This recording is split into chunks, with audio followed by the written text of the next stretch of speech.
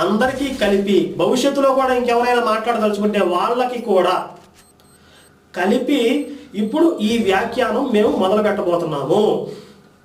మేము అంటే నేను ఒక్కడనే మాట్లాడతాను. ఈ పుస్తకంలో ఉన్నటువంటి ప్రతి వాక్యాన్ని చదివి ఈ వాక్యానికి ఏ అర్థం వస్తుందో సరైనటువంటి కారణాలతో నేను వివరిస్తాను. ఇందులో ఉన్నటువంటి సంచలనాత్మకమైన బైబిల్లో ఉన్నటువంటి నిగూఢార్థమైన రహస్యాలని ఇందులో పొందుపరచడం జరిగింది. ఆ విషయాలన్నింటినీ కూడా ఇలా వ్యాఖ్యానం రూపంలో మీ అందరికీ తెలియజేయడం నాకు చాలా సంతోషంగా ఉంది. ఈ అవకాశాన్ని కలిగించినటువంటి క్రైస్తవ సోదరులందరికీ కూడా మరొకసారి వారికి ధన్యవాదాలు తెలియజేస్తున్నాను. ఇకపోతే ఇప్పుడు ఈ క్రైస్తవ ప్రచారకులు నా మీద చేస్తున్నటువంటి విమర్శలు ఏమిటంటే, కరుణాకర్ హిందూ అయ్యుండి బైబిల్ గురించి ప్రచారం